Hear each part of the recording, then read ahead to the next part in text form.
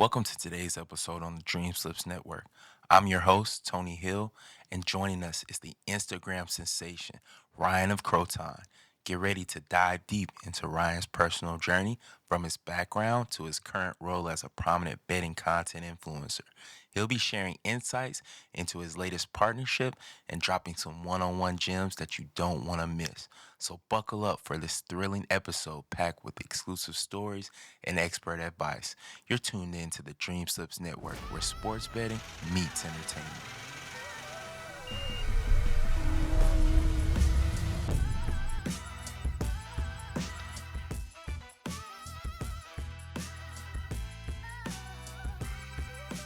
All right, man. Ryan of Croton. Thanks for being here, brother. How's it Yeah, going? it's going pretty well. Thank you so much for inviting me and having me on. I appreciate it. Absolutely, man. Absolutely. I've been following you for a while now, and what really like what really attracted me to the videos where I was like, man, who's this young kid who's like kind of monotone but funny as shit at the same time, like, and he's giving out bangers. Like, who is this guy? So, who am I? And it all goes back to the eighth grade. You ready for this? My dad, in his workplace, they had a weekly NFL pool.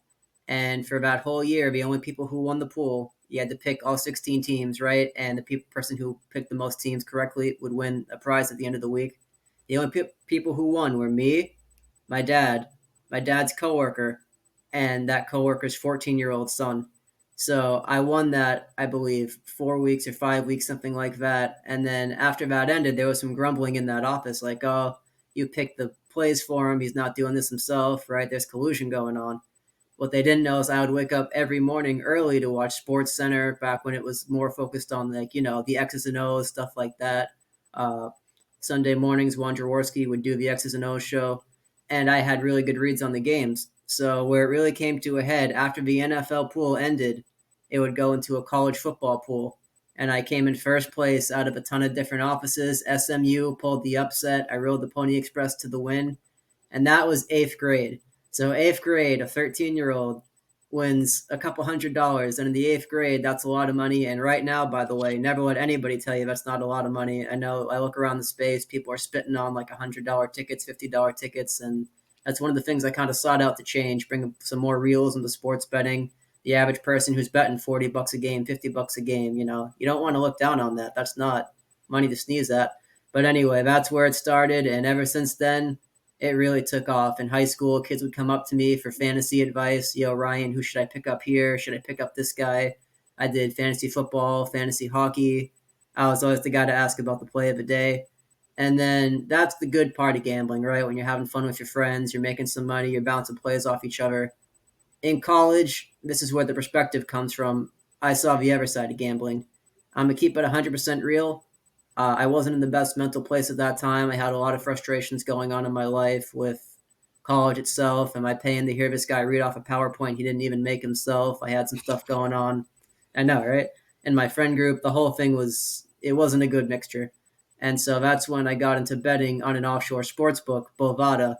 Everybody knows about Bovada, right? It's like Hotel Absolutely. California. You can check out anytime you like. You're never going to leave.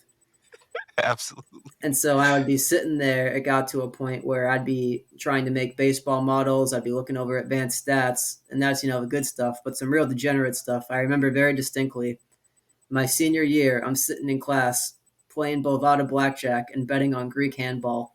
And what I didn't realize is I was in the second row and there were rows of kids behind me. So when I got up to leave the class at the end, everybody's staring back like, and what I realized is they watched me the whole class, the whole lecture, just pounding blackjack and Greek handball.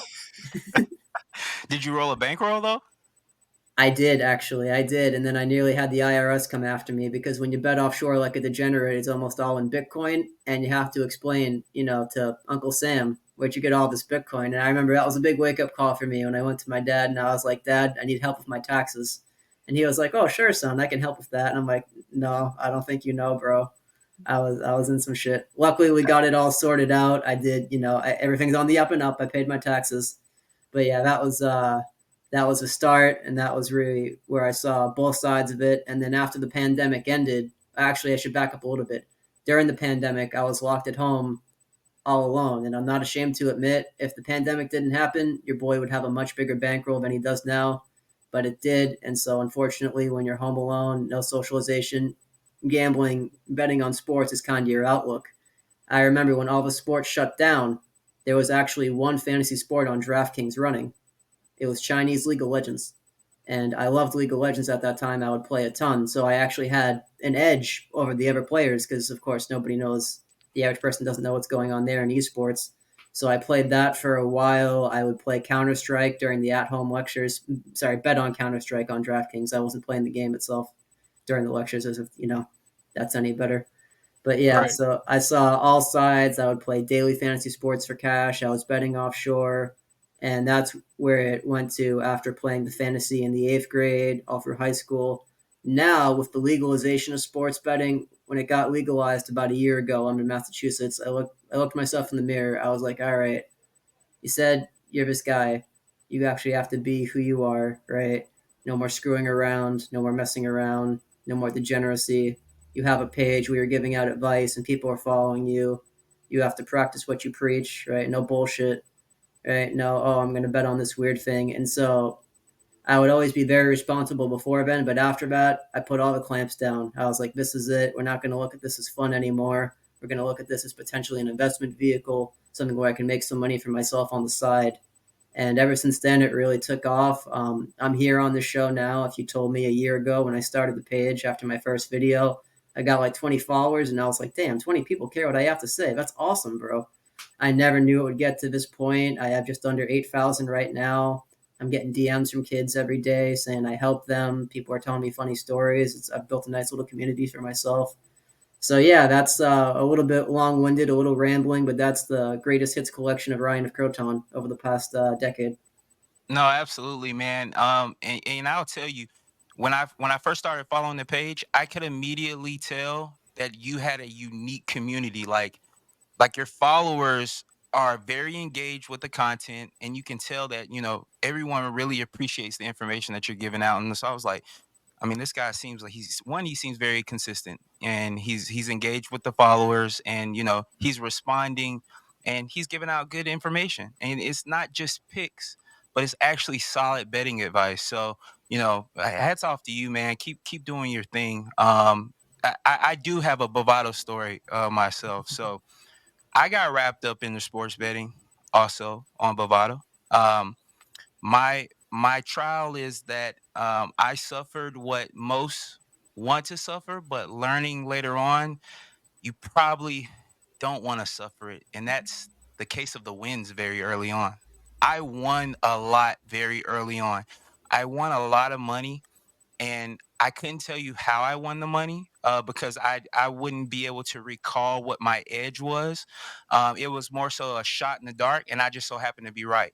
But for the amount of money that I was right, it led to, a lot of degenerate behavior. I too, during the pandemic, I lost a lot of money, Mm-hmm. a great deal of money, because being alone in Florida, not being able to go out, not be able to go to the gym, I was firing off roulette, live roulette, like never. I mean, geez, So, I can sympathize with you and understand what that feels like, and I'm kind of in the same transition of, hey man, listen, we're gonna treat this like a business, and we're gonna scale it and try to grow it and really, be very profitable. So glad to know that there's other people out there like me, former degenerates, still with a little inkling of degenerate behavior. I mean, it Mm-hmm. is it is Friday night, so a little bit of Just a little degenerate bit. behavior, right? But nothing too grave. So cool, man. Well, before we get into some real fundamentals, because like I mentioned, you are very good about giving your audience some solid betting tips. Um, for the everyday casual, yeah, I see a lot of people that define their success in betting by wins and loss ratio. What's your take on that? And how do you actually define success within this space? So the main measure of success is and always is going to be ROI. What matters is how much money you have at the end of the week, at the end of the month, and at the end of the year. When it comes to record, there are two different ways to approach that. If you're someone who's chasing underdogs, you're going for the juicy plus money, you can have a worse win loss ratio. You can go 2-4 on the week and maybe still make some money. On top of that, unit sizing and bankroll management comes into play. I made a video a few weeks ago talking about how I had a great week, but I went, I believe it was 3-2. But I showed that my heaviest play of the week, it was Seattle Kraken to upset the LA Kings at plus 140. Because I had 2 units on that, I was just cruising. On Sunday night, I had the Blackhawks on the puck line. They got absolutely destroyed. But usually, when you're seeing a team you bet on just get obliterated, like shellacked, you're kind of tilted a bit. But I watched it and I was like, I'm up for the week. So in terms of tracking your win-loss ratio, I would say that ROI is what I would put my emphasis on. The magic number for sports bettors is upwards of 55% if you use set units like a 1 unit play on almost every play, betting the spread at minus 110. So again, it all comes down to your strategy, your risk tolerance, and how you manage your bankroll. I'm glad that you mentioned that number 55%. We will certainly get into when later in the show when we start talking about the crazies that are out there, Mm-hmm. and the crazy numbers that they throw out there. But 55%, that's a real number, folks. So in your view, like what are the essential qualities or characteristics that define a successful sports bettor? It all comes down to mentality. Something I talk about, a phrase I'm always going to put out there. It doesn't matter how good you are. You can be the best bettor in the world 6 days out of the week. But if you wake up on Sunday, you're feeling a little tilted, maybe something in your personal life has gone awry. Maybe, like you said, the gym is closed. I have a video talking about encouraging people go to the gym, have a hobby, physical activity, some type of outlet to control that, those urges, those tendencies, because we all been there. Maybe your boss gets on you. Maybe something in your personal life, it's going left when it should go right. If you cannot control yourself and you start to chase, you're going to lose money at the end of the day. And that's why, like I said, you can be the best handicapper, you can have the reads, and you can have all the inside information, all those things coming together.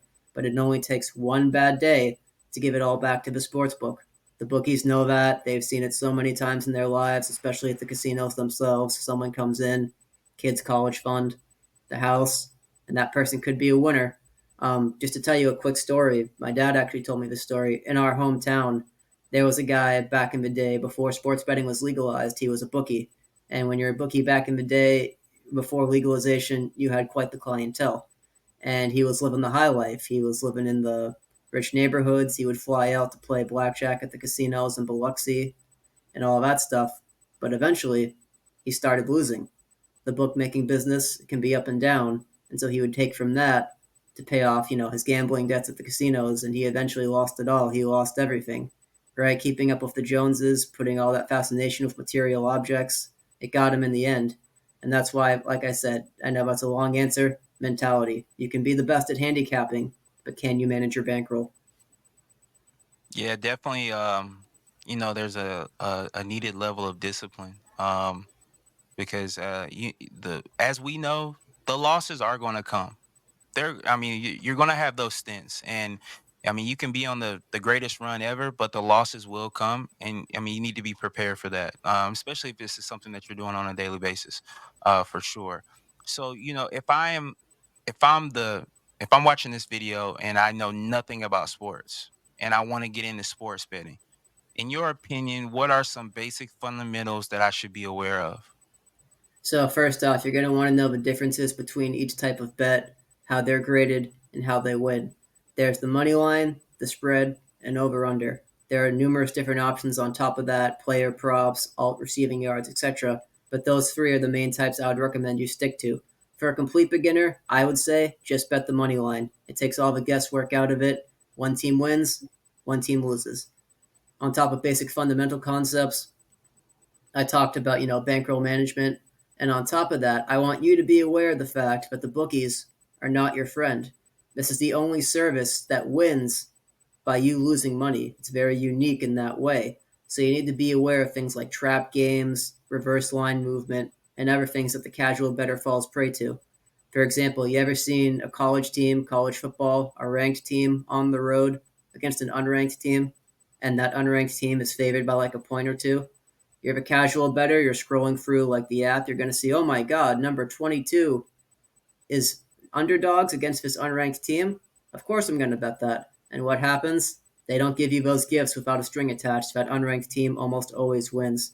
So on top of understanding the bets, how they're graded, for example, over under 6 goals in hockey, six is a push. I know that can sometimes confuse people. It's not a win nor a loss. Little things like that. And on top of that, the bookies aren't your friend. They're gonna play tricks, and you don't want to get caught by those tricks. Fair enough. Fair enough.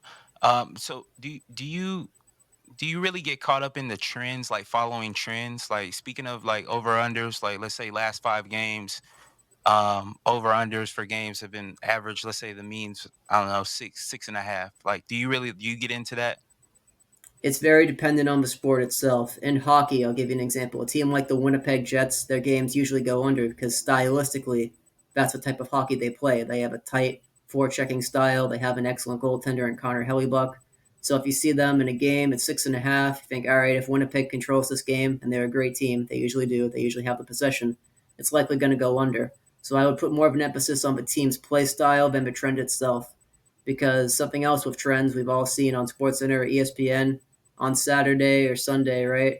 This team hasn't won away in this stadium for 12 years. And then you wake up on Monday morning, you're not going to believe what happened for the first time in 12 years. So I would say you can definitely use trends, right? I've used trends myself, but you have to be wary because there are teams that have their certain unique play styles and unique characteristics that maybe buck the trend on occasion. In addition, I would always talk about the volatility of sports.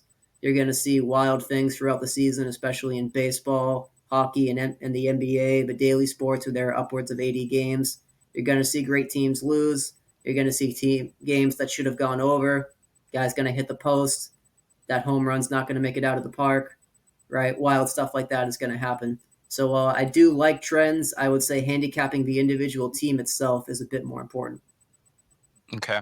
Um, well, with that being said, talking about handicapping individual teams, do you believe, uh, like having a specific niche, like not trying to handicap, certain sports at one time, just kind of sticking maybe to one team, a conference, a league? What's your view on that?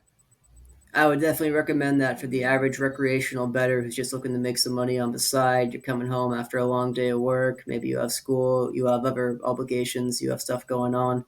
It's very difficult to be able to handicap every single game and every single team, right? If you're the master of all trades, you're the jack of all trades, you're just going to be sitting there touching yourself, jacking off, right? You're not going to get anything done. It's not going to go well. So, what I would recommend is niche down. Like, I know hockey really well. I don't know other sports as well. In baseball this upcoming season, I'm going to cut it down to like maybe 5, 6 teams and try to know those teams really well. So that's a strategy I would recommend. And on top of that, I know for football and the NFL playoffs, everybody bets football. I know it can suck, watching a game, you want to put some action on it. If you don't know a game really well, like if you don't know Texans versus Ravens really well, but that's going to be the game on for you to watch at the time, it's going to be the marquee game, don't bet it. And I know it can be difficult to have that self control, but if you do niche down, you play to your strengths, you track your ROI among the sports. Just a little bit about me. I don't bet soccer anymore because I'm not good at it, right? I'm not good at betting the Premier League. It's a net loss for me, so I stopped. So I would recommend niching down, yeah. Finding out what you're good at and like pressing that advantage. Okay, now parlays. Parlays are such a hot topic right now in sports gambling. What's your take on parlays? Do you see them as a viable betting strategy, and under what circumstances might they be most effective? One of my most popular videos, I think it is my most popular video, is telling people not to do parlays. It got quite the reaction. Some people were very happy. They're like, yep, finally someone come out and said it. All the industry plants, the influencers out there pushing parlays, the whale, YOLO, 6-legger, go tell your boss to go fuck himself on Monday morning parlay, right? It's like always something wild too. It's like bikini bottom over 5.5. You got TJ Detweiler on the money line. It's like always some wild shit, right? It's always wild. Some people were like, yep, someone finally said it. Straight bets, that's the way to go. And other people came out and said, listen, man, I'm just here for some fun to make some money. I'm trying to parlay and make money, right? You don't know what you're talking about. I've hit parlays. And the reason I advise against parlays is because the math is always going to be against you. It can be very difficult to explain all the fundamental concepts behind that, right? So instead, what I would say, look at all the boosts the sports books push. all the promotions, all the stuff like that. You open up DraftKings, you're going to see a four-leg parlay on the homepage for a game that night. I saw one yesterday for Bulls vs Raptors. Yeah, I think it was quickly RJ Barrett, DeRozan, and another player to each have 20 points. I don't know if it hit, but think of it this way: they're not going to put those in front of you if it was good for you. They know parlays lose more often than not, and the books make a ton of money off of parlay betters. I know in some states it's actually where the majority of their income comes from because all the influence of social media, people saying, "Oh yeah, here it is. Here's the whale parlay. Here it is. Quit your job tomorrow." People want to bet those parlays, and they always lose by like one leg.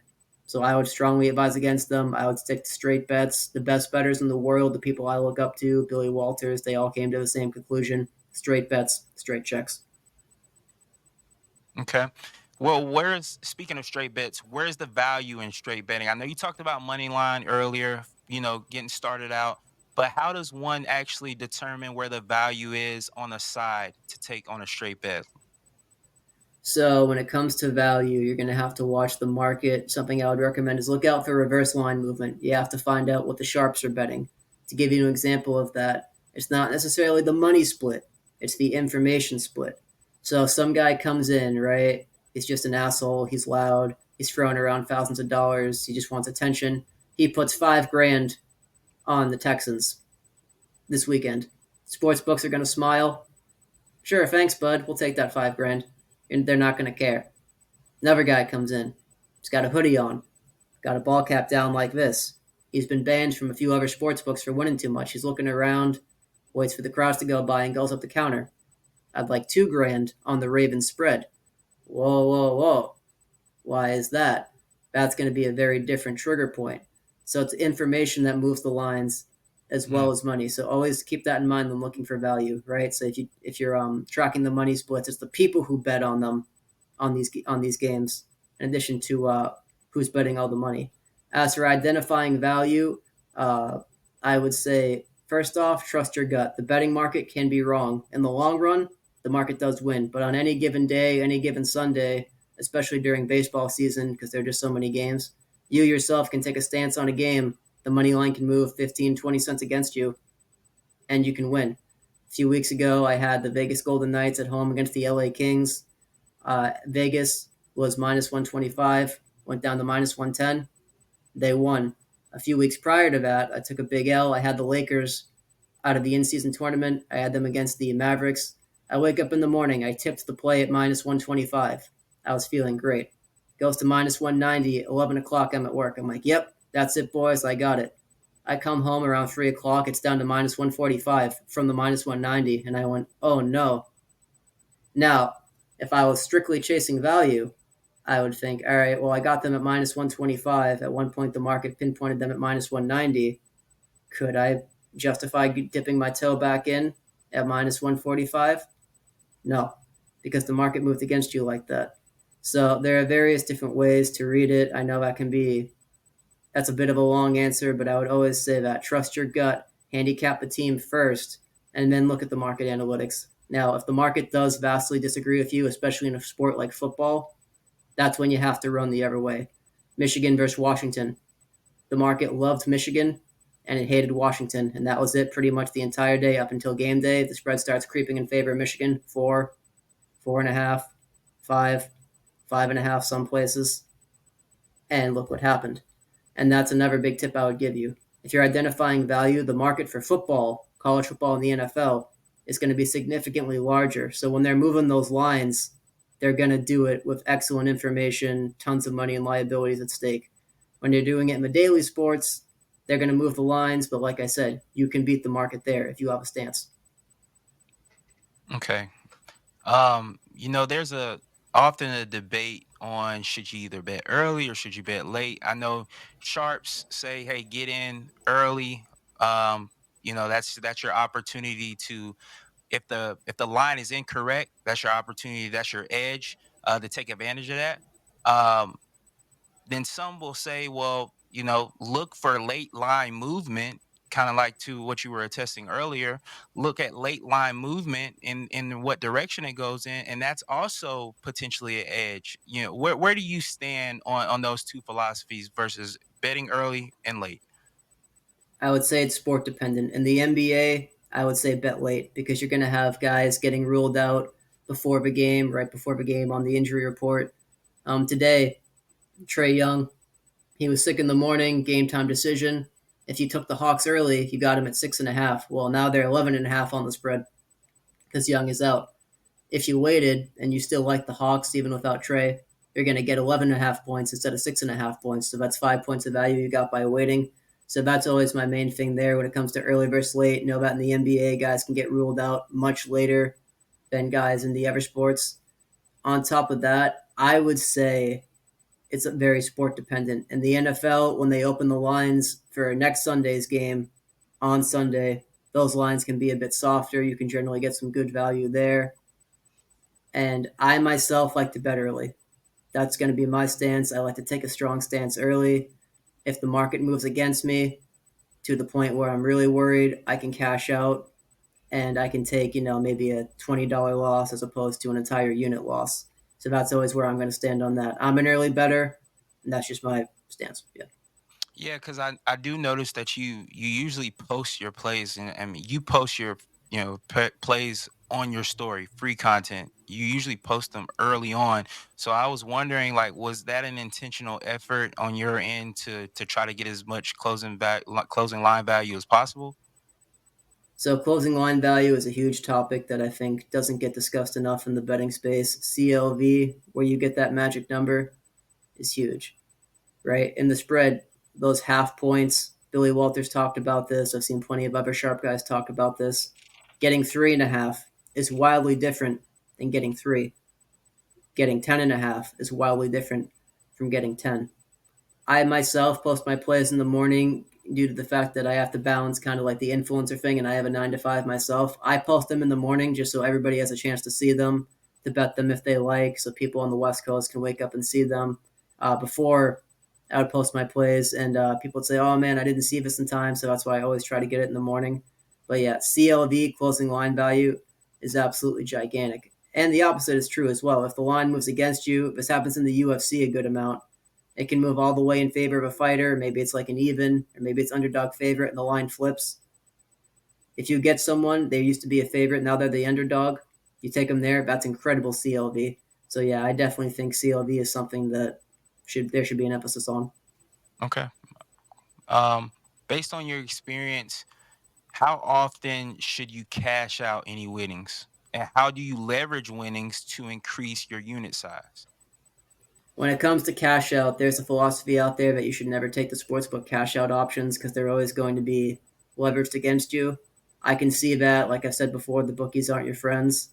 The one caveat I would have, if you have that gut feeling in the pit of your stomach, you feel like momentum is slipping away from your team, you're watching the game, maybe some officiating calls aren't going your way, there's always that aspect, and you're getting, say, 80% profit, 80% ROI, I don't think it's bad to take it, right? It's all on what you want, what you're happy with, as opposed to letting it ride for those few extra dollars and potentially coming up with nothing.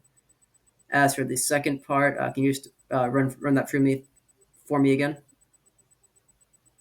Oh, how often should you cash out, like, to leverage winnings to increase your unit size? So like when I'm talking about cash out now, I'm talking about actually withdraw. I should say withdrawing. Withdrawing is a better term to use. So when should one withdraw?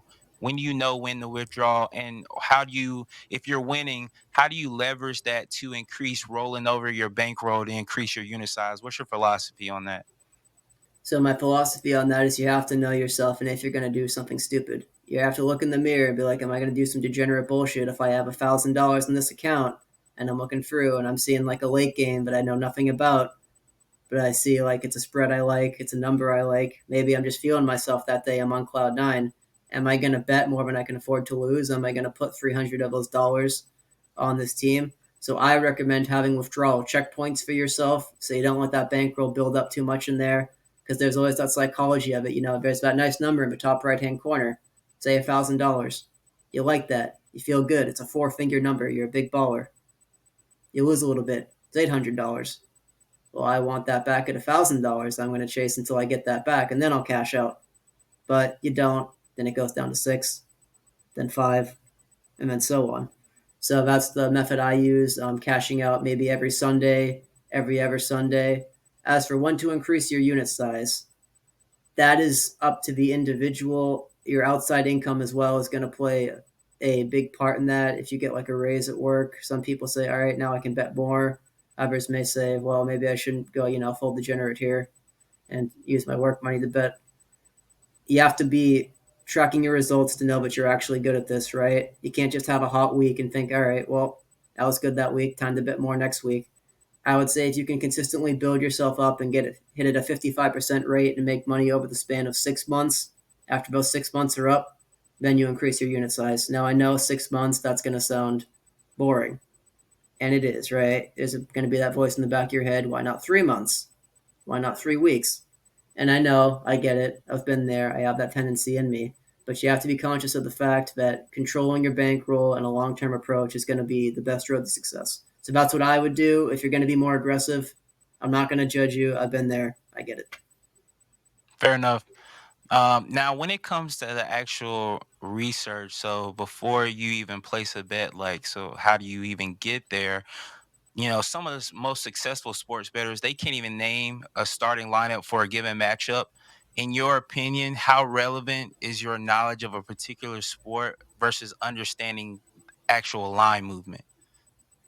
So it's going to vary greatly on the sport and the large amount of market and the money going into that sport. I myself have been that guy.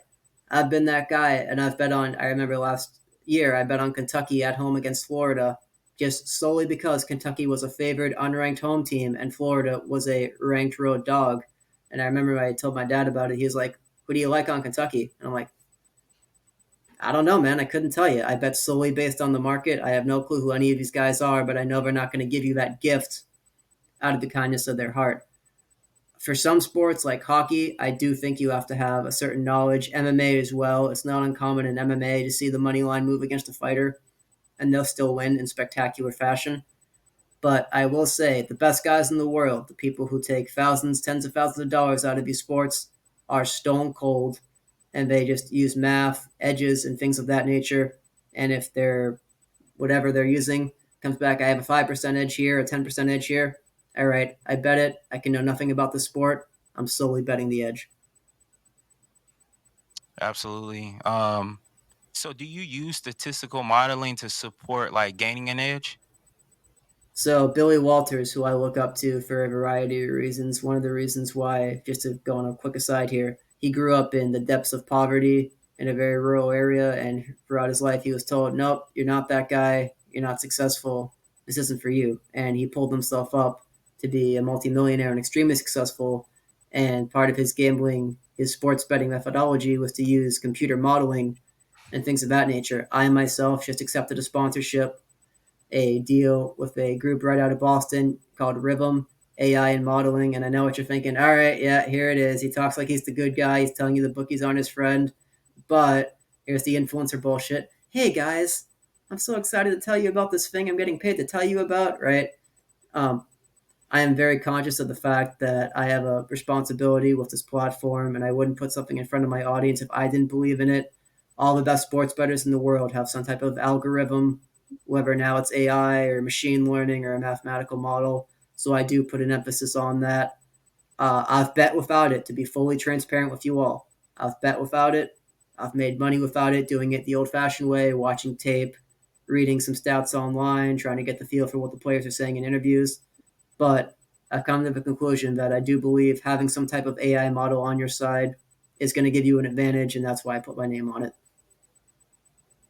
Congratulations on that, man. That's awesome. I saw when you announced that the other day, and that's dope. That's dope. I love that for you. Um, speaking of modeling, so again, being that degenerate casual rec better, I had no clue on what modeling was, originating any of that. I started following a guy named MG Covers, and a sharp guy, and I started signing up for his monthly subscriptions to it wasn't even the plays that I was interested in. It was more so like the power rankings, understanding like how to make power rankings and things of that such, and being introduced to that concept. Um, I don't know. I'm kind of like, I guess it's the ego in me that still thinks that, although I'm privy to there's an edge that comes with a good model, that's backdated and supported with a good study. Um, I just think situational handicapping, man. You can't let that go. There's so many things that go into it, and things that I just feel like you have to consider, and it just that's the thing that's preventing me to like really dive 100% into the whole bottom up kind of mindset. I think that's an excellent point to bring up. And looking at it, I'll give you a few examples. I'm a huge Bruins fan myself. A few years ago, the Bruins fired a very successful coach named Bruce Cassidy. And part of the reason they fired him is because he did not have a good rapport with some guys in the locker room. Right? Eventually, the push came to shove, and he got fired. And so all these stories were coming out. A player he had a very bad relationship with at the end was a guy named Jake DeBrusk. So anytime Jake DeBrusk plays against Bruce Cassidy, you can justify betting him to record a point because there's also, like you said, that outside factor. He's going to be in his hotel room doing push-ups and listening to many men, like fucking punching the wall, getting ready to go at that guy. Anthony Davis's return game to New Orleans after he got traded to the Lakers. I know without looking, the over on his points was one of the most bet props that night. You can use all the statistical modeling you can, right? And it'll still say, all right, well, he's supposed to get maybe 26, 27. He has maybe a 17% chance to get over that, get 30. He dropped 40, and he dropped 40 because there was the emotional aspect to it. Or if you remember the t-shirt he wore on his last game, the fucking Looney Tunes t-shirt, that's all, folks. You're not going to wear that and come back and only have like, a 20-point game. You're going balls out. You're trying to make a statement in your game and your return. So those emotional factors, things like that, you remember the famous Brett Favre game where he threw the 4 touchdowns after his father Hmm. passed away. Yeah. Those things 100% play a factor in sports. I myself think that. So yeah, I know a lot of you can have success using the models, but at the end of the day, that's why at the beginning of this interview, throughout this interview, I've always said, "Oh, it depends. Handicap the team first." There's definitely a lot of value in those emotional outside factors. Absolutely, man. During the playoffs this year, Major League Baseball, I'm a baseball guy. That's my passion. When Bryce Harper walked down the tunnel with that Deion Sanders shirt, I sent the text out to the boys. Hey, home run tonight. Home run tonight, guaranteed. You don't wear the prime time shirt and not be ready to really drop bombs. You know what I mean? So I definitely feel you on that. I think that situational handicapping really can do you pretty well if you're really involved and you're doing thorough research and you're taking those things into consideration. Player props could possibly be your friend in those situational handicap moments. So I like that we're in the same we're in alignment on that. That's awesome. So how do you, kind of sticking onto the same subject, how do you balance the statistical analysis of what it's telling you, the model's telling you, versus your intuitive decision making and your betting strategy? Just like an example, that college football championship game. Mhm. The model was telling me Michigan. The model was telling me Michigan minus 6.5. But I'm like, okay, Caleb DeBoer, he's here. Michael Penix, he's going to go back and get that Heisman that he should have won. This is the spot for these guys. Like, how do you balance like what the stats are telling you versus like, okay, in your mind, those situational handicapping like what allows you to be able to lean a specific side? It comes down to who you are as a person. I can speak to the fact that in the hockey community, there's a lot of actual tension between old school guys and advanced stats guys. I remember one of the players on the Stars when they made the Stanley Cup Finals during the pandemic. Some outside analysts were saying, "Oh, the Stars aren't that good. They have bad advanced stats." And he essentially got up there in front of all the reporters and was like, "Yeah, you fucking nerds. Look at us now. Advanced stats don't matter as much as they do." I will say this: I'm always going to put more on the emotional side, right? The human element of sports. Because you can have all the different types of mathematical modeling you can, but if a guy has the yips that day, if he's dropping passes, well, your model probably can't account for that. So that's just going to be me. That's my bias. And I also want to stay consistent here, even though I did accept the sponsorship with the AI modeling company, which I do believe in. it would be disingenuous of me to get up here and say, oh, yeah, no, that's the only way to do it. Now, sometimes just reading into things, seeing how guys come in, how they're dressed in the pregame, what's their body language like, how confident are they? That stuff 100% matters. So you mentioned Billy Walters earlier. What are there any books or any other historical figures that a casual could reference to just learn some historical information when it comes to the sports betting market? There's a guy, he was a bookmaker in Vegas. His name is Chris Andrews. He has two books talking about his experience being a bookie for years at the casinos, behind the counter, taking bets at the sports book. I would 100% recommend his books. Then One Day, and then the sequel to that, which I believe is also, it has the same title, but the cover's red instead of yellow, so that's how you tell it's the new one. That's the one he wrote during the pandemic. Those two I would highly recommend, because we all want to hear the winner's perspective, right? The guy who beat the books, the champion, the guy we all look up to. He's rolling up with the cars, he's got the big house in the mansion. But it can be equally as valuable to hear the perspective of, I'm just going to say it, the person we view as the bad guy, the bookie who is taking that $100,000 bet from the guy who's tilting and kind of chuckling to himself because he knows he's chasing his losses. I would 100% recommend to start there. And if I really want to get spicy, there's a series of books called The Fix Is In by an author named Brian Toohey, who alleges that there is corruption, malfeasance, and all these other things going on in the sports leagues. Now, some people, What's your take on that? I'm sorry. Well, I have to ask. What's your take on that? Is there a script out there? Is there is the NFL corrupt? I'm gonna be completely honest. I'm gonna always keep it real. You have to take that into account when handicapping those games. A very, very common example of that. All the small market teams in the NBA are gonna love hearing this. When the Lakers come to town, they're gonna get a whistle that you probably won't. There are quarterbacks in the NFL. I'm a Patriots fan. You can start booing now. And I remember, I'm not afraid to admit it.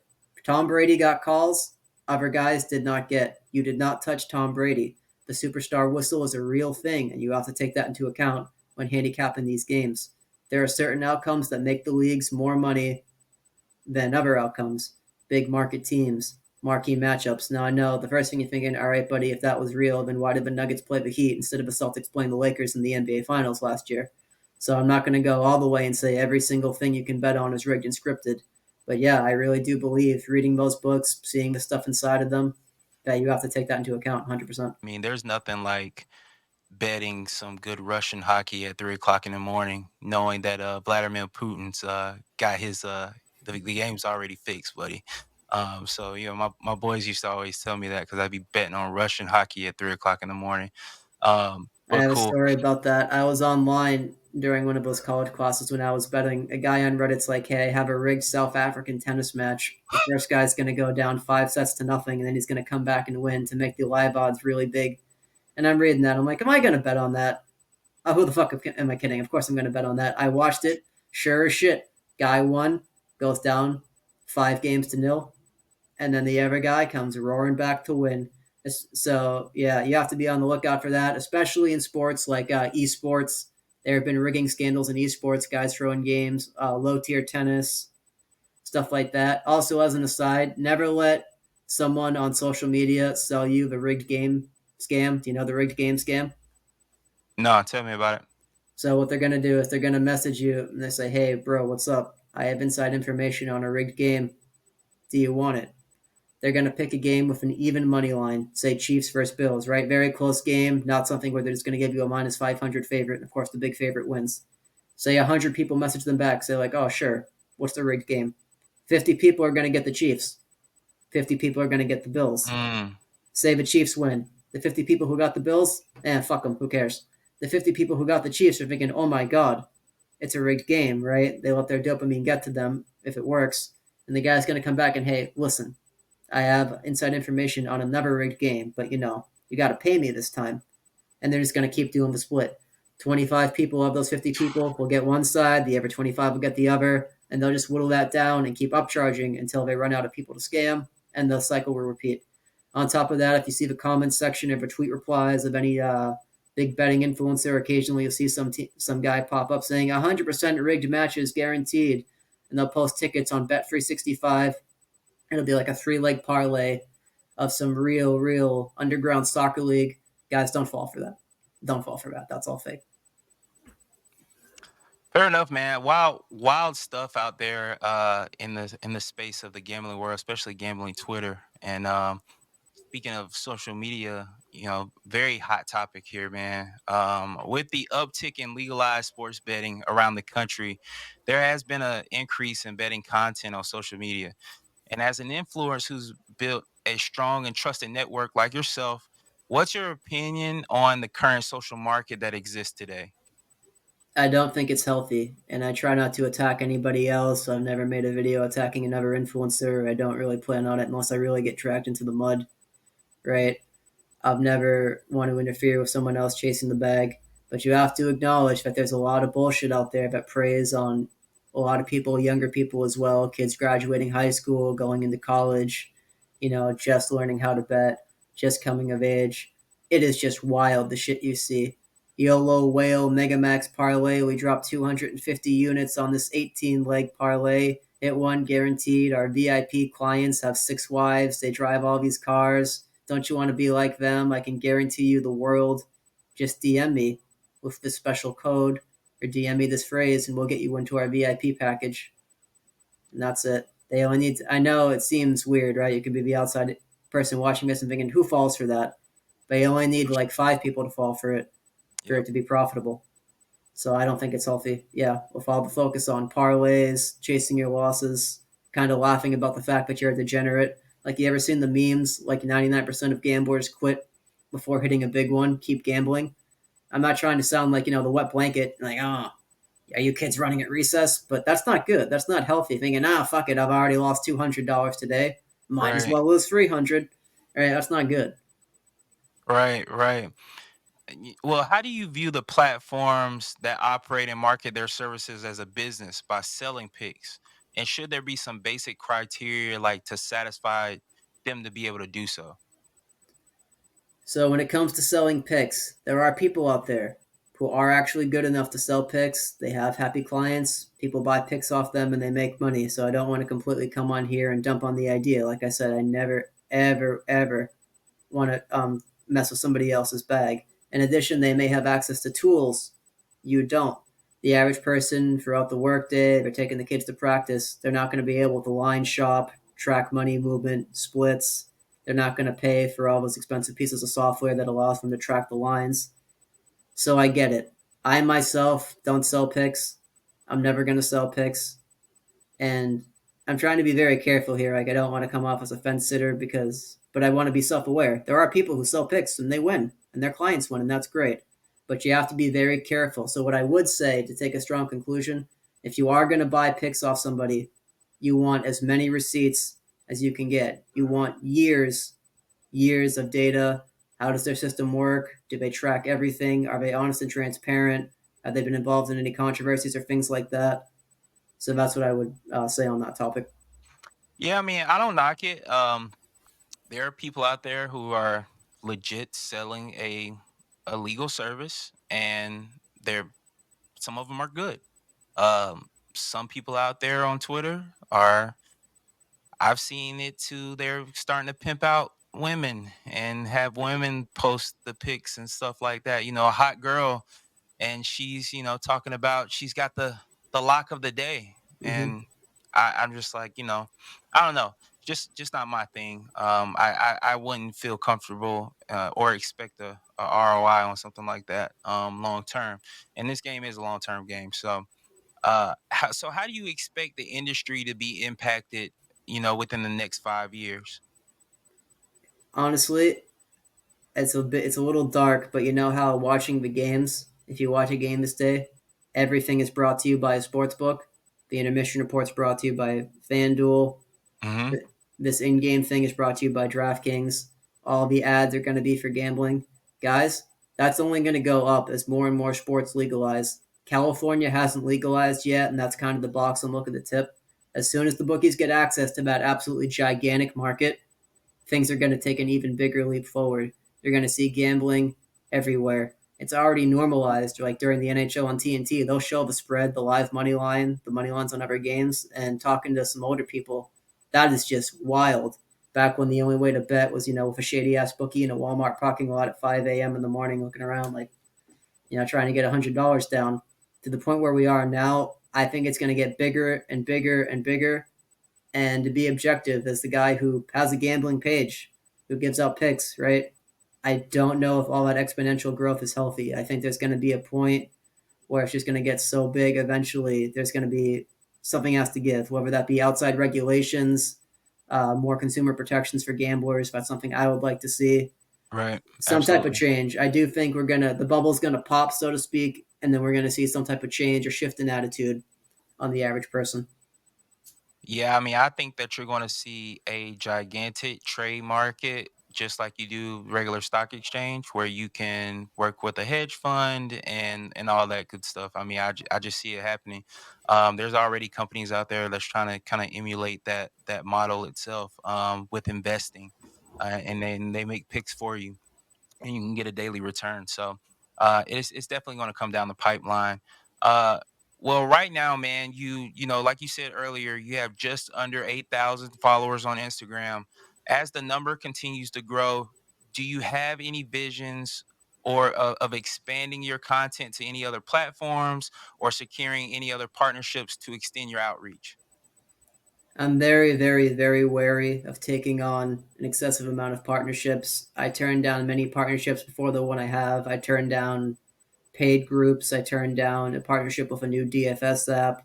I turned down a DraftKings affiliate link that would have gotten me money anytime someone deposited on my page, right? They went for the link, deposited, I would get a cut. So I didn't think any of that was ethical. I had so many qualms about that. So I think I'm going to chill for now. I'm happy with the team I have around me. The Rhythm deal was brought to me by somebody I trust and respect. So I'm happy to work with them and see where that takes me. As for myself, expanding my platform and creating more content, I looked around social media landscape. I may be on Twitter. Oh, sorry, X. Jesus Christ. Um, I don't know if that is really something I want to pursue though. TikTok, I can tell you right now, I'm not a TikTok guy, man. Like even for me, like throughout this interview, I swear I'm bombastic at times. I take stances. TikTok is too much, bro. That algorithm. There's a social Yeah. media and mental health aspect. Being on Instagram and TikTok, just being bombarded with that stuff every day. So YouTube, if I ever do expand, it would be YouTube, and I'm gonna keep it 100% real with all of you. I want that juicy ad revenue on YouTube. YouTube pays its creators well, so if I ever have like a daily syndicated show on there, maybe like a sports talk radio or like people can call in, something like that, I would pursue it. That won't be for at least another 6 to 8 months, if at all. Right? I have a 9 to 5 like rest of you. I have outside responsibilities. I do Muay Thai stuff like that, so I don't know how much more I want to jump into this because just to speak candidly about myself and my role as an influencer, it can be a lot knowing people. If you wake up in the morning, you see your play one, you're going to have 15 guys in your DMs. Hell yeah, man, Ryan, great job. 2 weeks ago, I went 5-0, right? Crushed it that week. I ended with the Jets beating the Patriots in Bill Belichick's last game. Everybody loved me. And then variants caught up to me. The next week, I don't know why I did this. I gave out the Hornets as a pick against the Spurs. Didn't go well. And after that, people are like, hey, buddy, what are you doing? Right? So that pressure, knowing people are betting money on you and they can lose because of you, it's a lot. So if I ever do expand, I'd probably be more of a content creation guy than solely a betting picks guy. And that would probably be like my goal is like a YouTube show. Nice. Okay. Well, lastly, knowing what you know now, what's something that you wish you would have done earlier in your sports betting journey? I wish I would have sat down, got serious with myself, and really treated it as a money making vehicle instead of something I screw around with. I would stop being a sad boy, right? Thinking, oh, the world's against me, gonna play Bovada blackjack, gonna screw around here, gonna bet on. I've bet on some really degenerate stuff, man. I've bet on Greek handball. I've bet on African table tennis. I bet Right on. there with you. Right there with you, bud. You bet on the table tennis. You know about the Table table tennis is tennis. the best. I Table bet tennis is the best. I bet on darts, just wild stuff like Chinese League of Legends. Like I remember very distinctly, there was a morning I was watching like a offshore overseas League of Legends game, and my dad's like, "Is there a team there you like?" And I was like, "Yeah, maybe." Something like that, because I had money on one of the teams. And how the fuck are you going to explain that to your parents? You're betting on overseas Chinese League of Legends in a global pandemic, right? So that's the other thing. And my thing is always going to be mentality, right? I would sit down and say, listen, you can be betting $5. You can have a fat bankroll, a small bankroll. You can be a hockey guy, a football guy, a basketball guy, betting all these different sports. Maybe you're multi-sport, one sport, but it's really about you at the end of the day. Can you control yourself? Can you stop doing stupid shit? When like the devil appears on your shoulder, for me, it's like I have like Gilbert Arenas over here, I have like Matt Barnes over here. They're always telling me, get him, right? I'm in Massachusetts, so I deal with Massachusetts drivers on a daily basis. I myself am a Yeah. Massachusetts driver, so just being able to control yourself, those urges. If you come home one day from school, from work, and I know I said school, I'm gonna keep it real. I know I got high schoolers out there betting. They message me every day, and I tell them, "Bro, don't do this," but they're doing it on like a parent's account, a sibling's account. Right. Self-control, self-control and mentality. And on top of that, I'm happy you brought up a gym earlier in this interview. I really do encourage people. I know that's generic and a bit old stereotype, internet guy tells you to go lift. Man, it works. Working out works. Getting your mind good works. Meditation, all that stuff like that. Mentality, mentality, mentality. I cook up the best bets on the Stairmaster. I cook up the best on the Stairmaster, man. It's awesome. And that's today's show, man. Yeah, Thanks for being here. yeah, Ryan of Croton, thank you so much for having me. I really appreciate it. Beginning of this interview, I felt it was a little stiff, so I tried to really turn it up to an 11, give you some good stuff at the end here. Awesome. Awesome. Ryan of Croton. Thank Thanks, you. buddy. You got me feeling lucky. I'm putting everything on black.